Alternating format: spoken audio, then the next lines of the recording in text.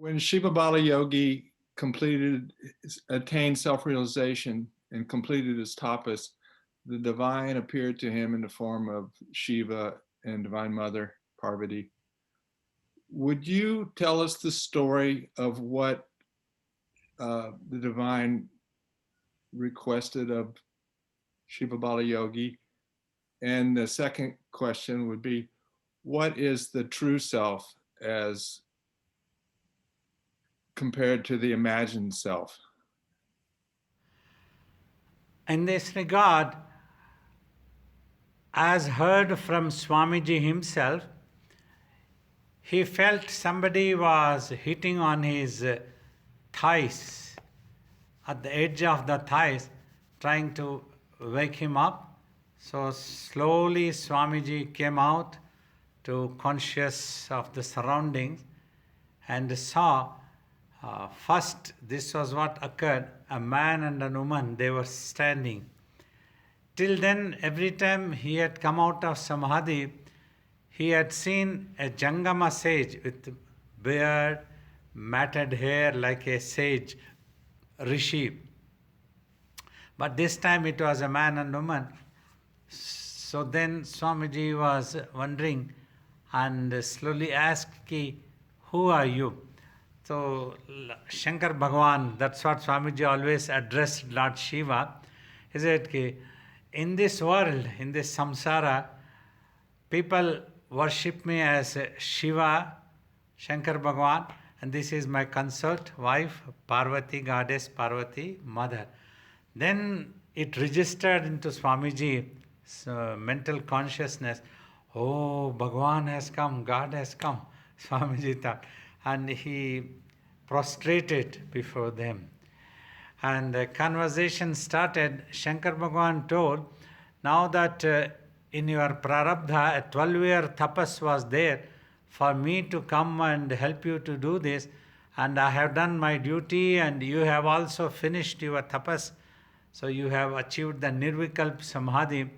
You can get up, go back to home, or do whatever you want to do. You can get married, you can do business. But Swamiji had lost all desires. Nothing came to his mind. Swamiji told, I don't have anything to do for myself in the world. It is totally at peace and quiet. I'm able to enjoy the tranquility. But if you have any work that I can do for you while in this body, when I am in this body, I can do it for you. So Shankar Bhagavan was very happy. So this is a very rarest of rare thing, that instead of the disciple, a devotee asking God for any boons, he asked God himself if God has any boon to ask from Swamiji and has any work. Then Shankar Bhagavan advocated, people of this world have forgotten themselves. That is why they are miserable. And I permit you that you can initiate people of any age, anybody, whoever wants to sit with your tapas power, that you can initiate them into meditation, and you don't have to see what age, who is it, what is it. So thus you teach meditation unreservedly, unconditionally to each and every one. So like this conversing, Swamiji told me that they both, Shiva and Parvati, entered Swamiji's body. Thus, Shiva entered the left side of Swamiji's body as he was standing on the right. So, and Parvati, Mother Parvati entered right side of Swamiji's body. So at that time, one question that occurred to me was, I asked, okay, we have heard self-realization means when the individual imagined self, that mind or whatever it is, it merges with the final self, and there is nothing else is there to be addressed, to be attributed, to be explained, nothing. So Swamiji laughed and said, hey, you see, if a droplet falls into the ocean and merges, is also the same. Or if the ocean flows over the droplet and engulfs, so it takes in, is also the same. So that's what happened with me. I, as the imagined droplet, so was there, and Shiva and Parvati, they they overwhelmed me. They took over me, and the I was not there, and they were also not there. It was there and it was not there. Like that, Swamiji went on telling for some time. So that's what, when merges, only this one single self is there. It is beyond any explanations, definitions, attributions. So this is what Swamiji had told me about these conversations. Thank you, Baba. Would it be accurate to say that true spirituality is about self-discovery, those things that lead to self-discovery? Exactly, yes. And would you tell us more about what that self is as opposed to the imagined self? I think most people consider themselves as a personality, as a bundle of likes and dislikes and opinions and preferences. Yeah, in so many ways, imaginations would occur, and that forms as a subtle body, what is known as subtle bodies. Like I have told, like I'm an Indian, I'm an American, I'm a Hindu, I'm a Christian, I'm this, that. So many definitions all occur, and these forms are subtle bodies which sits as an ego, whereas these things does not exist at all, has no existence value, only in the imagination of our consciousness, which would have become mind now. So once all these we are able to overcome by this technique of just watching, pause, just watch, nothing else we have to do, then all these disappear finally once. So when all imaginations of the mind ends, disappears, so all individual imagined selves would have disappeared finally. You don't even feel, means after a stage you feel you exist, but there is no definition. You don't even think I exist. That consciousness of existence is what I keep mentioning, is always there. That would not disappear. So then you merge with that, you practice to such an extent that at all times it will be there. So that this is what total liberation or nirvana or whatever it is said, which is beyond any explanations. It is inexplicable. You will, yeah, you will also experience consciousness expanding. So you will experience as if the entire universe is within you and you are beyond this universe. So, Baba, in that consciousness of existence, when you refer to that, is that with consciousness without an I? It's beyond the I am consciousness? Beyond the I am consciousness. Because I also amounts to a certain amount of imagination or a certain definition. So that disappears, finished. Because wherever there's the I, there's a subject and an object, and so it's not completely one. Yes, yes, duality exists till then. So is it right to call that consciousness? To me, consciousness has knowingness involved. But when the knowingness isn't there and it just knows itself, it's just awareness. There's no I. Yeah, finally, that is the closest imagination before we finally become totally quiet. If we want to teach, consciousness is the right word, nearest imagination, to give a clue to the student. So what's the difference between the consciousness of existence and the Par Brahman, the absolute, beyond which nothing can be said? When we talk about consciousness of existence, it is on way to Parabrahman. So you are giving up all eyes are all over, and then your concentration is sitting on that consciousness of existence. Then that also disappears. Consciousness of existence also doesn't register in the consciousness as if there is a consciousness. That is the closest to Parabrahman. Thank you, Baba. Hi, Babaji. Nice to see you. 4 weeks ago, you said you were inspired by something in Reader's Digest, and I wanted to get the quote again. I think it was something to the effect, by paying attention to others' fault, we die before we know ourselves. Is that what you said? Yes, yeah. By paying too much attention to others' faults, we die before having had the time to know our own. That's the quote. That's very, very inspiring. And that was something you read when you were young, huh? Yes, yeah. In sometime in 1967. So I was 12 years old. That's so great. Well, thank you for the answer. I appreciate it. It's great to see you. Thank you. Pranam Babaji. My question was about the mind. In meditation,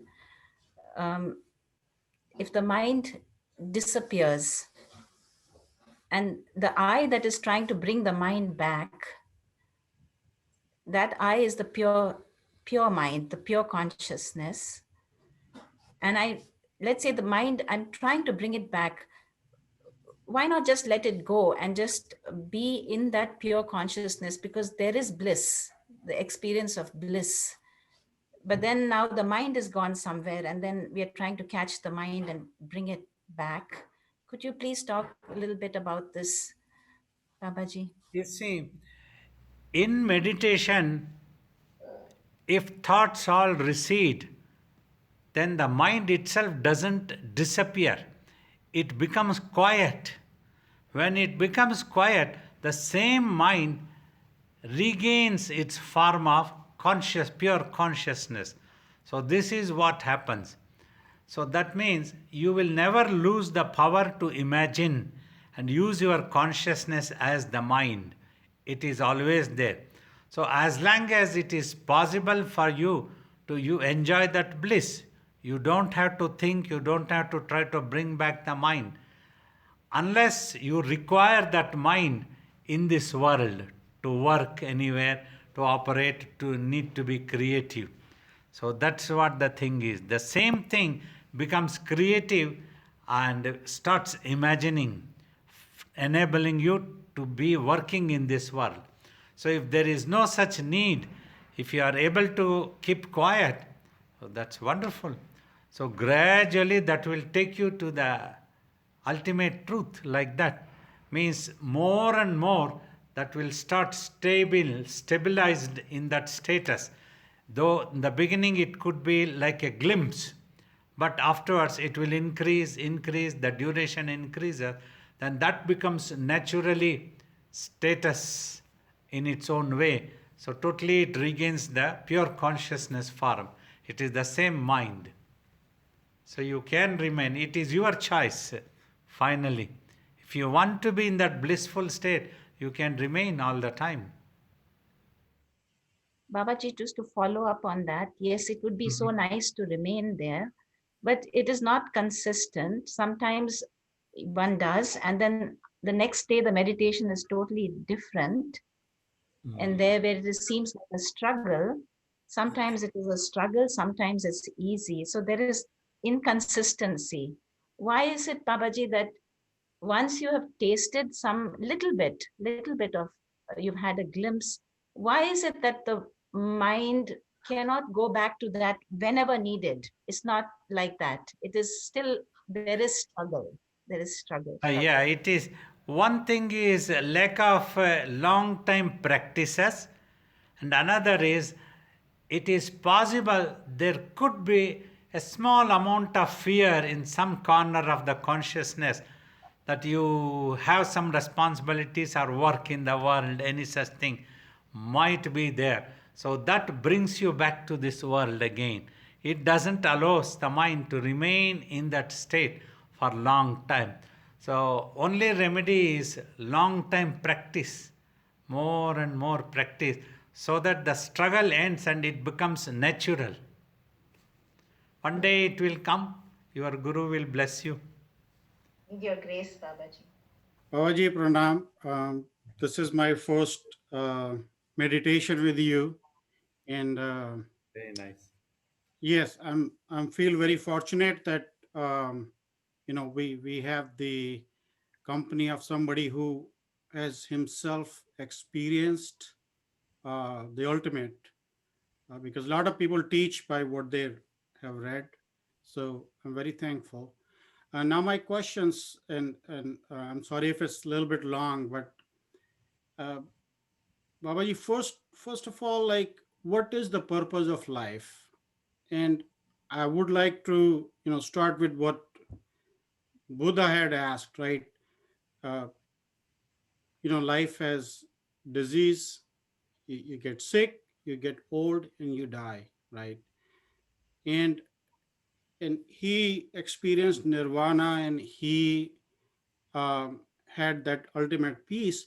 But eventually he got old, 80 years old, he was sick, and he died, right? And I don't know where he is, or where, like, a lot of our relatives who have passed, where they are gone. How, like, how do we know that, by achieving self-realization, when body dies, as we say, something exists? Is there a way to experience it while we are in the body, to know that, this is not the end of it? Yeah, that is what is known as nirvana, self realization, liberation, these things. Now, I'll tell you with some few points to make it more clearer to you in a simple language. It is the body which is born and which gets into illness, it has its own limitations, and one day it will die.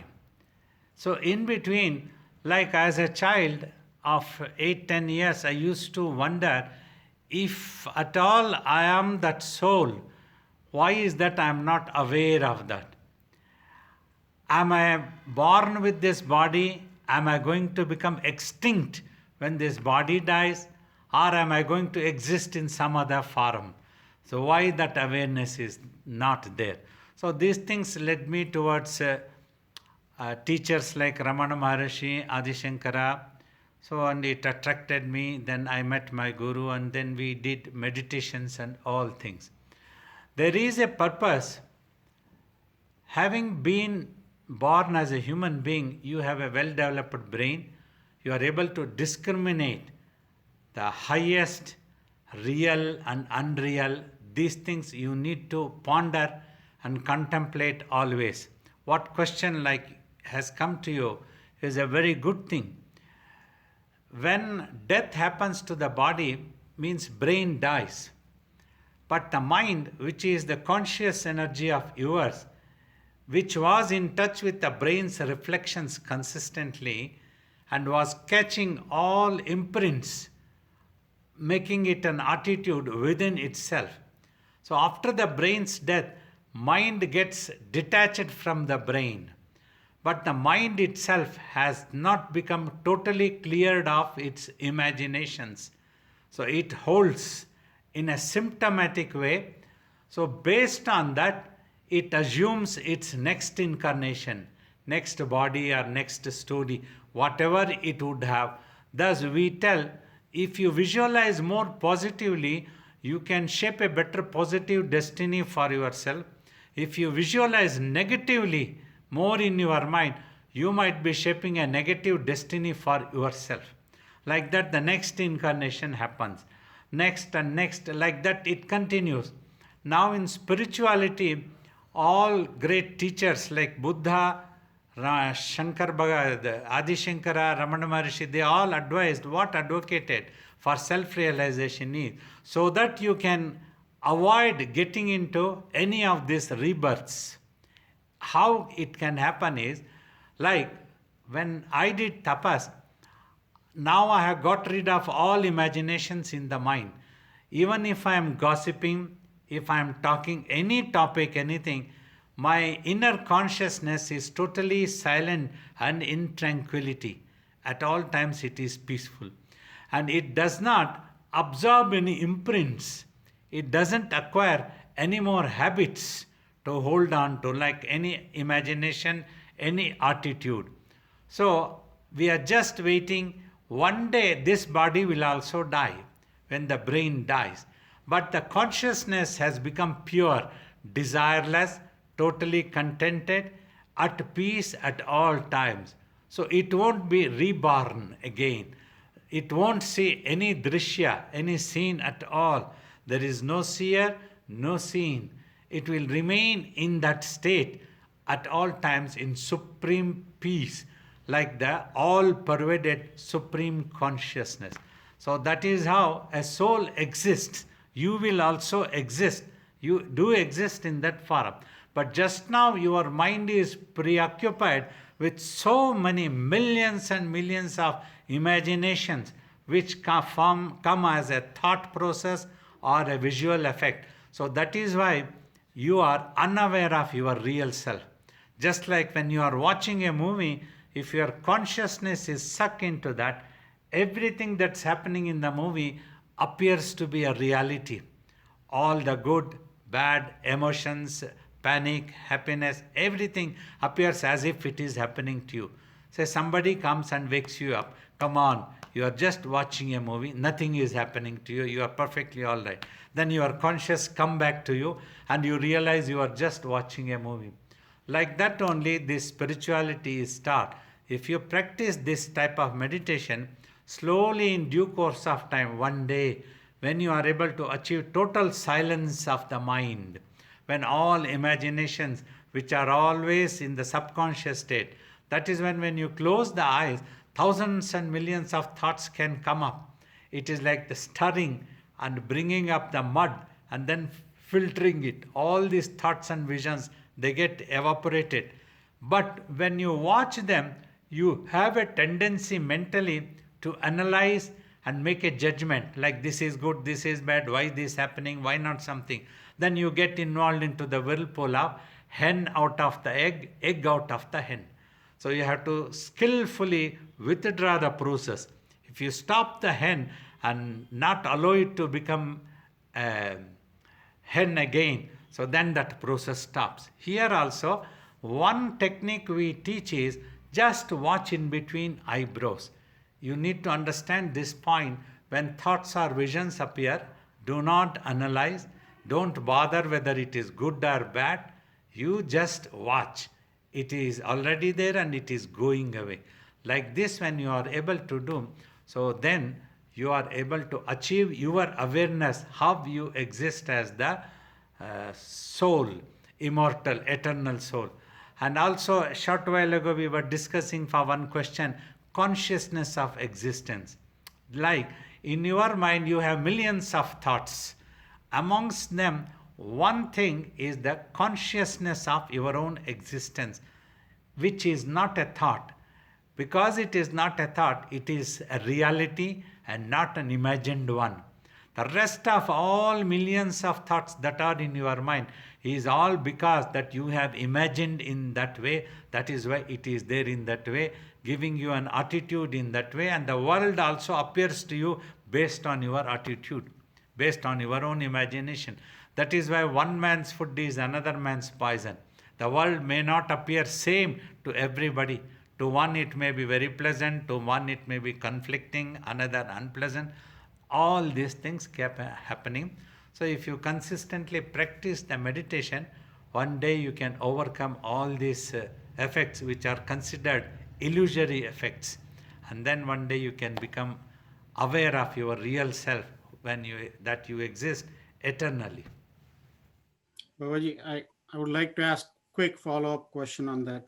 So by practicing meditation, we can experience ourselves like not just body, like something that exists outside the body, right? Because Beyond.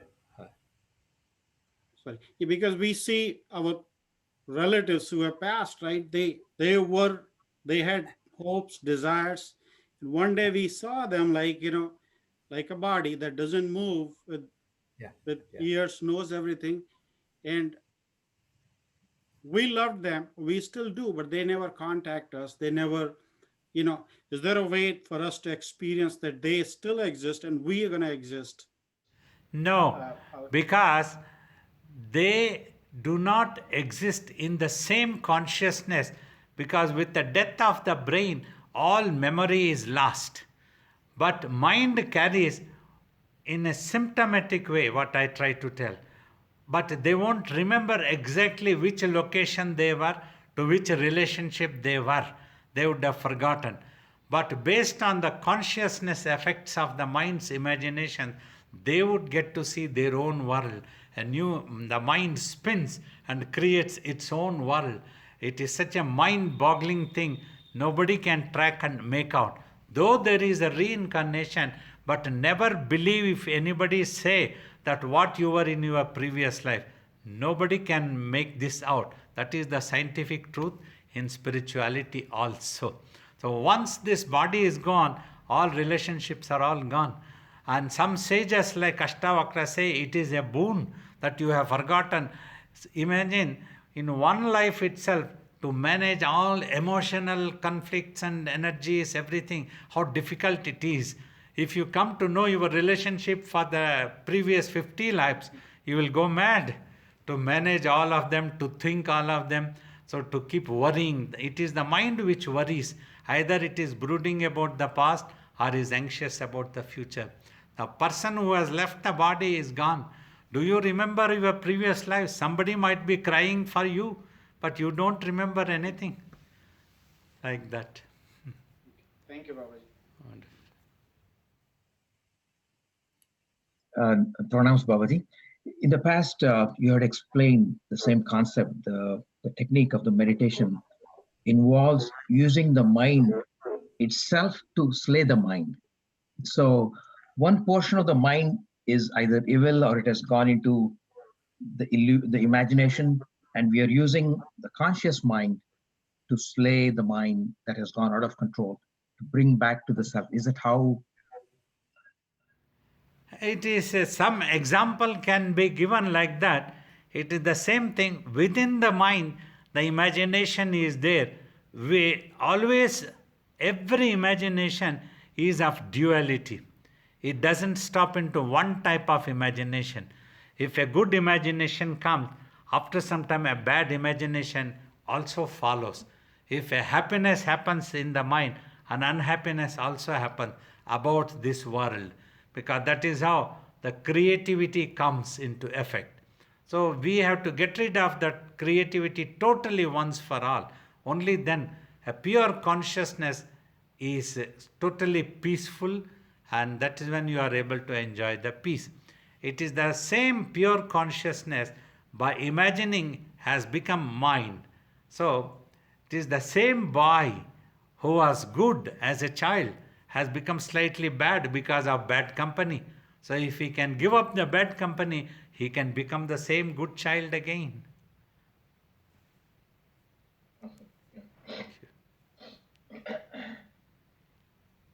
Babaji, I have been absolutely fascinated by the meditation technique that you are teaching us, and I see a great change in myself for the better. I do want to ask you, I sometimes have a allergy and a runny nose. And often while I'm in meditation, like even today, like I may have to do this for my nose. What does one do? Because you tell us to be still, motionless, but at the same time, the nose is running I, and we need to attend to it. So it's a I silly understand. I question, understand. silly question, but So it's very important. It can be very important. So when such a thing is, you get forced into it, when you don't have a choice, you have to attend to that. Try to keep your concentration as much as possible by keeping the eyes closed and a little bit attend. So for some more time you might be able to continue. Then if necessary again you attend. So after doing this, don't feel guilty, don't bother, don't worry. Because what happens in psychology, already you are troubled a little bit by the running nose. So if you start bothering about that, you will be wasting some more time and energy. Forget about it, continue with meditation. And thank you, Babaji. And a very quick second question. I had fallen down in the past several times, And as a result of that, I don't know, there is a kind of a DNA or a memory of kind of fear of falling, like when we're on the road, etc. I'm not that young, but I still try to be active. But that fear of falling tends to be there because people say, oh, you're old now, you be careful, you're 80, go with a stick, go with this. And I don't want that. But, you know, that how do you overcome that fear of being, you know, of course, cautious, watch your step, but not be, you know, overburdened by that fear. You see, the best thing In my mind. best thing is to overcome such a fear is to have an antidote thought. If at all I fall, let me fall, no problem, let it be. You don't fall, but you will overcome that fear. That was how we were also taught in childhood. See, when we were in primary school, our teacher used to tell, in life, always think if at all anything wrong happens to you, after all, my head will be cut, that is all. Means that doesn't mean that you have to die, but you gain that inner strength. You overcome that fear of things. So that is how here also you won't fall down. You just be active and you think that if at all I fall, let me fall, no problem. It's okay, let me go. Then you won't fall and you will lose that fear also. You will see. Yeah, okay, thank you. Because people give you all ideas, go with a walker, go with a stick, you know, that kind of a thing. On the road, you're alone. So, but I want to be upright. Yeah, yes, I understand. You just try to be independent to yourself. You will be Yeah. all right. And have faith in you and the divine.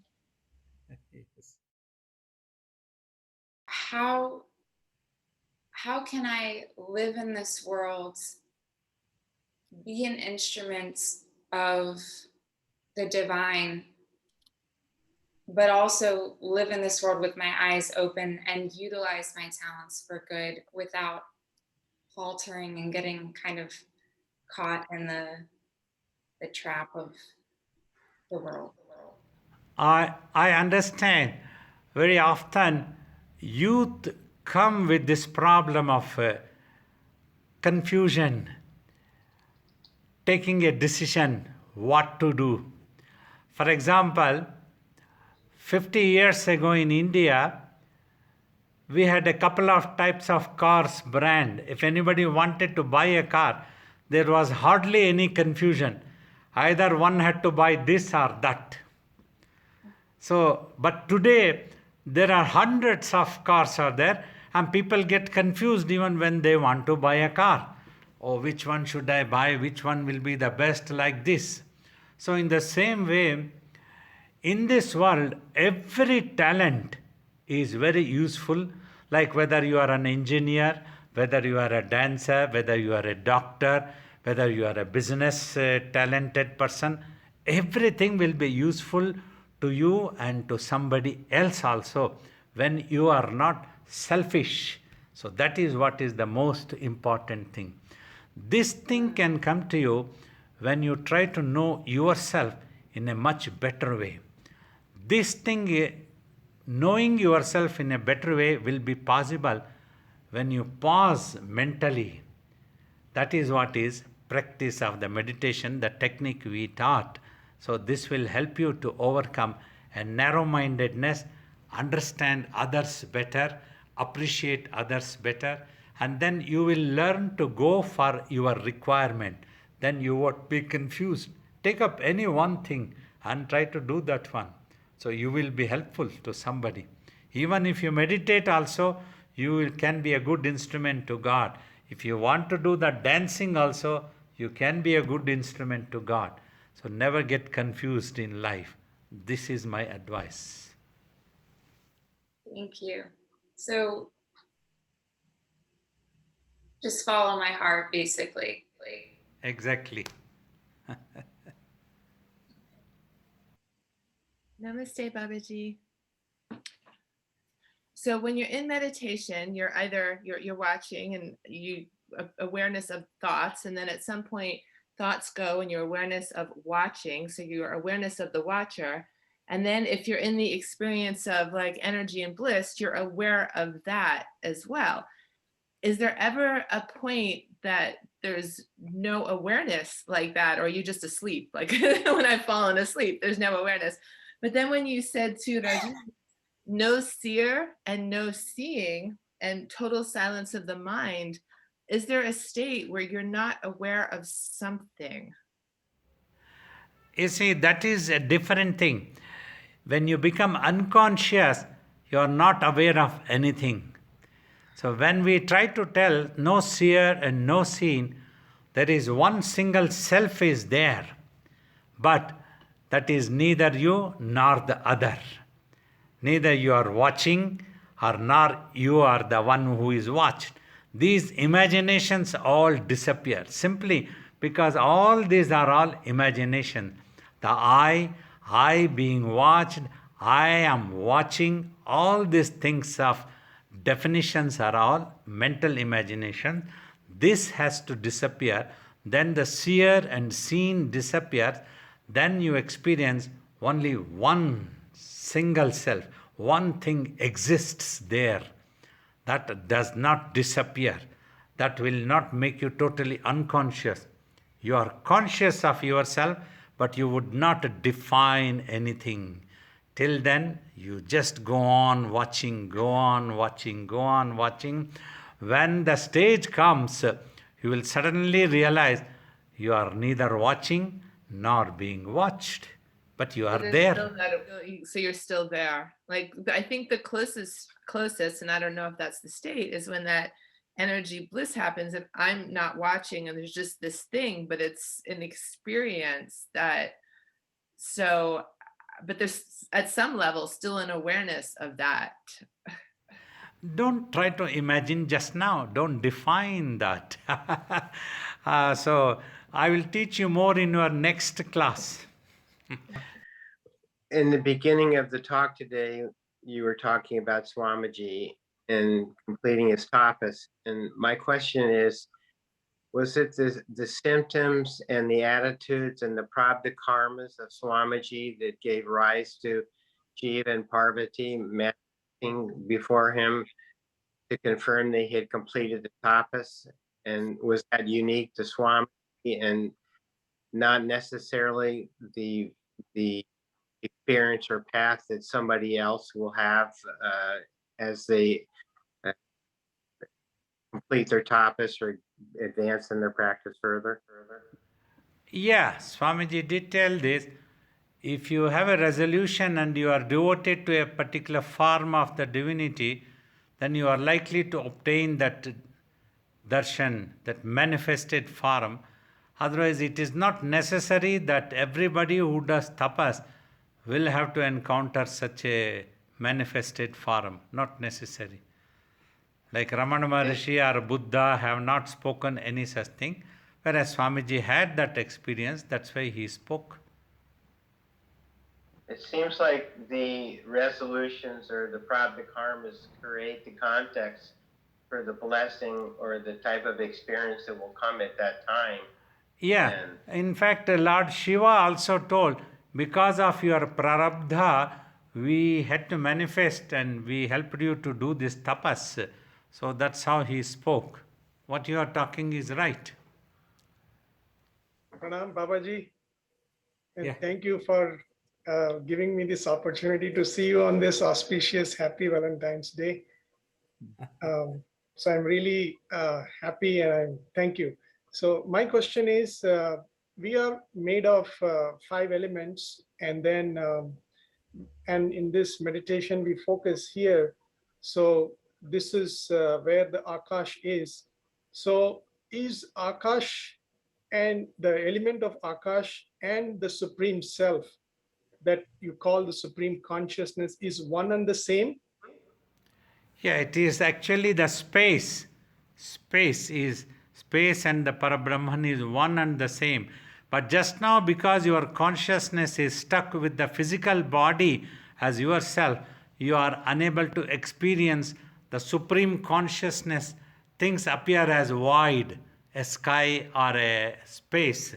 But when you introvertedly go through the mind, because the mind itself is space. As I have told, in between two thoughts, there is always a gap, a space. Yes. That space is what the Atman. So in the same way, this all pervaded space is the ultimate truth, Nirvana, Parabrahman. Okay. And once we focus, then you also mentioned that once we meditate, the vasanas also get purified. So our vasanas, they are all in Akash element, not in other four elements. They are only in the Akash element. Just now it has come down the Akash element also. It is there as the mind because of its imaginations, and it is stuck with the indriyas of the body through the nervous system. It is stuck with the brain's reflections. So that is how it has become corrupted. The indriyas means the five, like eyes, nose. This is what is indriyas, right? Yes, yes, yeah. The touch and the smell and the taste. These are the indriyas. Yes. And so how, like in meditation, we are purifying ourselves. So in our day-to-day life, how can we purify the vasanas? By spiritual practices. When you strongly practice meditation, so when you come out of the meditation also, so though you won't absorb imprints, you won't become a victim of any such imaginations, you will see that you would have overcome. This is the strongest remedy. Okay, thank you, Babaji. When I come to you, I feel you are the purest of the pure, and that my heart is saying that, but there is some, like, am I doing a wrong thing? And I want to be in the right place, and I don't want to, break any vows or something. So Let help me please. clarify. In the lineage of our Guru, like my Guru Shivabalayogi, he did not try to bind anybody to be only his disciple. He used to say, if we initiate as a friend in that technique, as a friend we give you the technique, then it is up to the student if they want to consider us as a guru and adopt and accept. So when you accept, so I am a guru. However, this will not have any conflict. If you have been initiated early, if you had been doing any other type of sadhana, so God will never be annoyed. You and God are like your mother and you are the child. So that never happens at all. So it cannot happen. Even if you go to 10 gurus also, really there is no harm. As long as you are sincere, you want to achieve the truth, that is fine. You can fall in love with some guru and you find it very helpful to you. Is no harm, no conflict. You won't be cursed by anyone. Nothing will happen. You just continue, you just be free to yourself. Babaji, there's one last question that somebody's written in. Can we take? Okay. We should. Okay, we'll take the last. They say they've had a series of unfortunate events, and they're feeling, like it's just been unlucky karma. Is this just imagining? And what can they do to get these feelings out of their mind, or to evaporate that state of mind? Regular strong meditations, listen to devotional music if you like music also, if it appeals to you. Still, when you are active also, you want to remember the divine in some form, in some name also, you can chant that name also. Meditation is the strongest remedy, finally, which can remove all these negative thoughts from you, and always reassure yourself a past is over and will not come back under any circumstances.